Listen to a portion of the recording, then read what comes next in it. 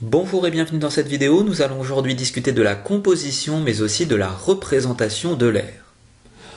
Dans cette présentation, nous allons dans un premier temps voir ensemble rapidement où l'air se trouve, puis discuter de la composition de l'air, des différentes échelles de description utilisées en sciences, mais aussi de la représentation de l'air, et nous terminerons par un bilan.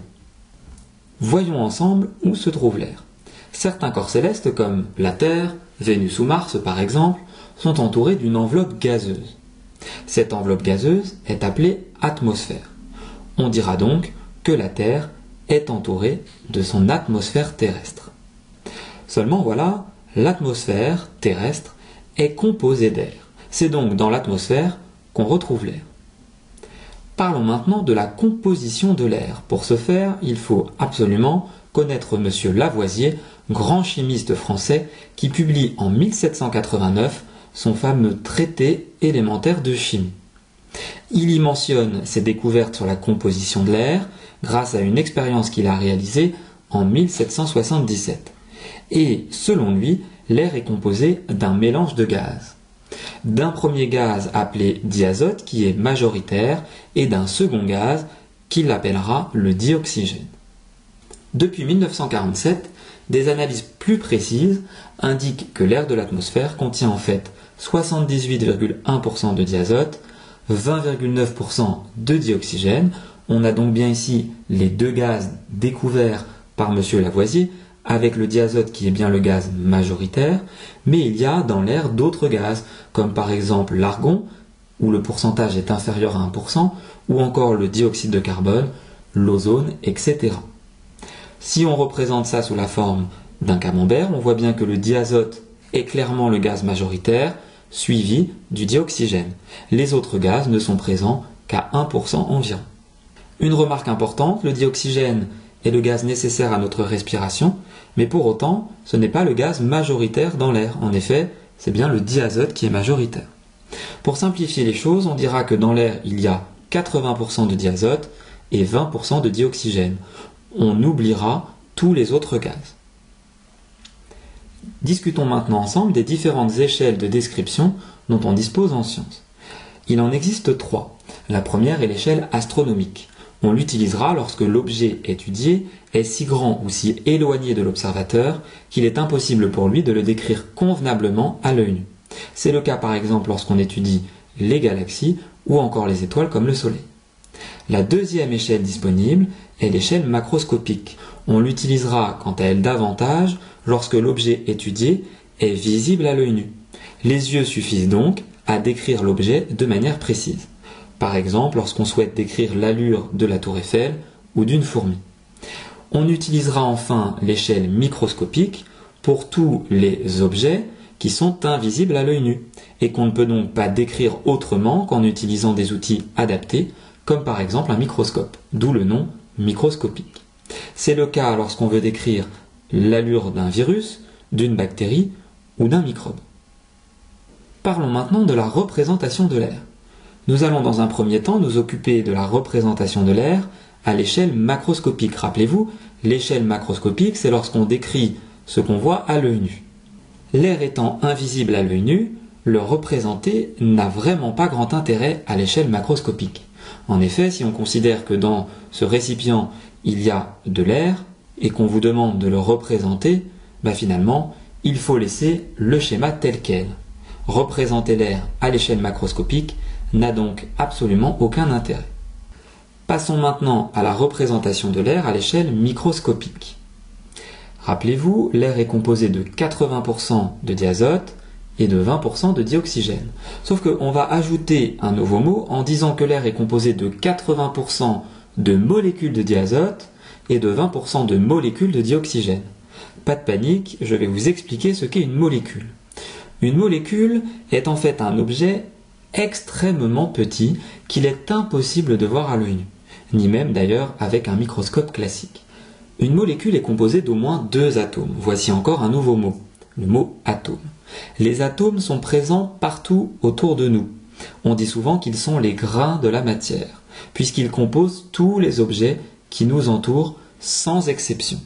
Qu'il s'agisse d'un livre, de la peau, des cheveux, de l'eau, de l'air, etc. Chaque molécule a ce qu'on appelle en chimie une formule chimique. Une formule chimique est un peu comme une carte d'identité qui permet de savoir de quels atomes est constituée la molécule et en quelle quantité.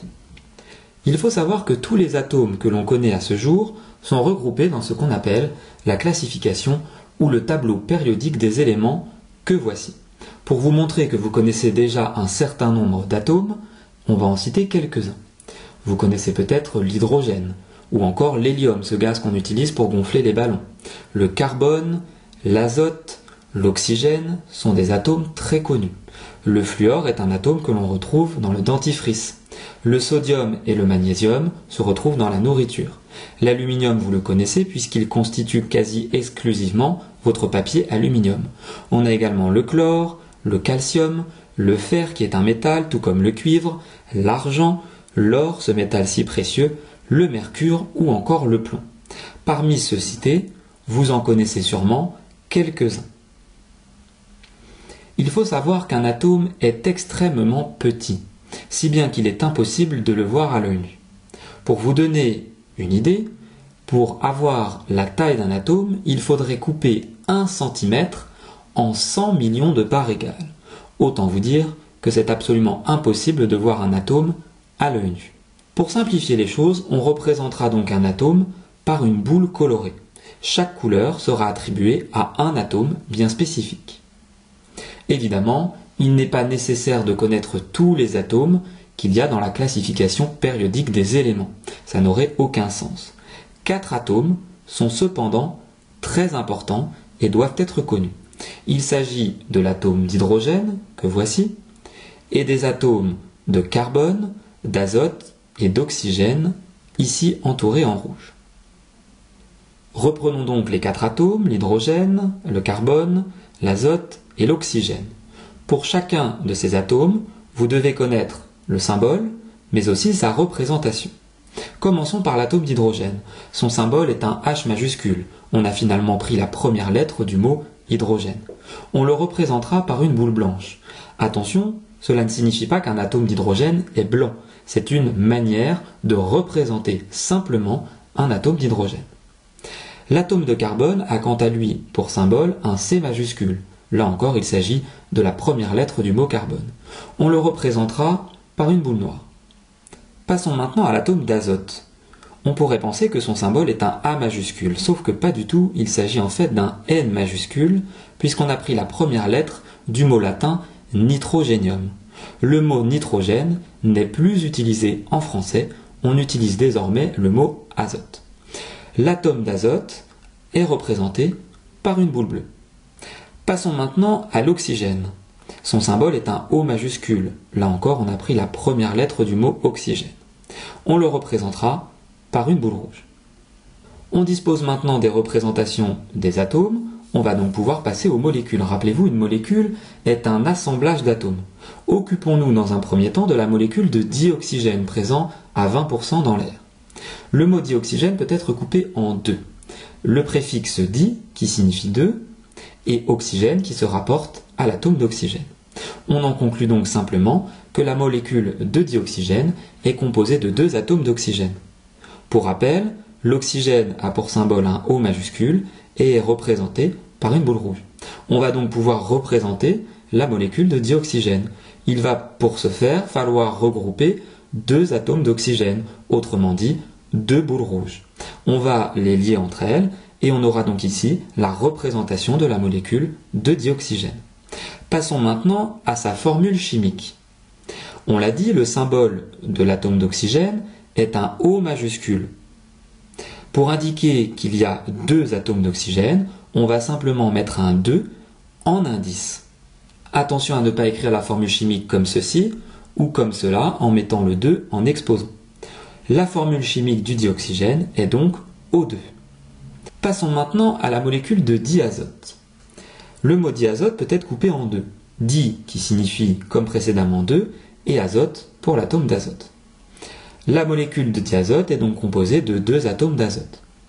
Pour rappel, l'atome d'azote a pour symbole un N majuscule, attention, et est représenté par une boule bleue. Pour la représentation de la molécule de diazote, c'est assez simple, il suffit de prendre deux atomes d'azote, c'est-à-dire deux boules bleues, et de les assembler pour former la molécule de diazote. Passons maintenant à sa formule chimique. On l'a dit, la molécule de diazote est composée de deux atomes d'azote. On va donc mettre le symbole de l'atome d'azote, suivi d'un 2 en indice pour indiquer qu'il y a deux atomes d'azote. Attention à ne pas écrire la formule comme ceci, ou comme cela avec le 2 en exposant, ou même comme cela en pensant que l'atome d'azote a pour symbole un A majuscule. La formule chimique de la molécule de diazote est donc N2. On dispose maintenant des représentations scientifiques des molécules de diazote et de dioxygène. On va donc pouvoir représenter l'air à l'échelle microscopique. Sauf que voilà, l'air est composé de 80% de molécules de diazote et de 20% de molécules de dioxygène. Ainsi, sur 100 molécules, il y aura donc 80 molécules de diazote et donc le reste, c'est-à-dire 20 molécules de dioxygène. Représenter 100 molécules est assez compliqué. On va donc représenter, nous, 10 molécules. Du coup, sur 10 molécules, il y aura 8 molécules de diazote pour respecter les 80% et 2 molécules de dioxygène pour respecter les 20%. On a simplement fait une division par 10. On va donc pouvoir maintenant représenter l'air à l'échelle microscopique. Sur 10 molécules, 8 de diazote et 2 de dioxygène. On a donc notre récipient, on va donc représenter nos 8 molécules de diazote comme ceci. Attention, une molécule n'est pas forcément à l'horizontale, on verra après qu'elles sont en mouvement ces molécules, et il manque les 2 molécules de dioxygène que voici. Seulement voilà, en réalité, le nombre de molécules est bien plus important. Dans un récipient comme celui-ci, les molécules se comptent par millions. Pour simplifier les choses, nous n'en avons représenté que 10. D'autre part, les molécules de diazote et de dioxygène ne sont pas colorées. Tout cela est une représentation, rappelez-vous. Les molécules de diazote et de dioxygène sont mobiles. Elles sont en mouvement. Le problème d'un dessin, c'est qu'on a l'impression qu'elles sont immobiles. Gardez bien en tête que l'air est un gaz et que comme tous les gaz, l'air est composé de molécules qui sont en mouvement, qui bougent dans tous les sens. Chaque molécule n'est pas aussi grande que sur le dessin. On a effectivement l'impression qu'une molécule a une taille énorme. N'oubliez pas qu'une molécule est invisible à l'œil nu. D'autre part, on l'a dit au départ, l'air n'est pas exclusivement composé de molécules de diazote et de dioxygène. Rappelez-vous que d'autres gaz sont présents, mais qu'on a, pour simplifier les choses, oublié ces gaz dont le pourcentage n'atteignait même pas 1%. Tout cela pour vous dire que notre représentation de l'air à l'échelle microscopique est une représentation simplifiée. Passons maintenant au bilan de cette présentation. On l'a vu, l'air est un mélange de plusieurs gaz. Pour simplifier les choses, on dira que l'air est composé de 80% de molécules de diazote et de 20% de molécules de dioxygène. La formule chimique d'une molécule de diazote est à connaître, il s'agit de N2, et pour une molécule de dioxygène également, c'est O2. N'oubliez pas que représenter l'air à l'échelle macroscopique n'a pas grand intérêt, puisque l'air est invisible à l'œil nu. Les molécules qui composent l'air sont en fait invisibles à l'œil nu. Par contre, à l'échelle microscopique, on a donc nos molécules de diazote et nos molécules de dioxygène, présents à 80 et 20%, mais n'oubliez pas que tout cela est une représentation simplifiée. Cette vidéo est maintenant terminée, j'espère qu'elle aura été claire. N'hésitez pas à vous abonner à ma chaîne YouTube et je vous dis à très bientôt pour de nouvelles vidéos.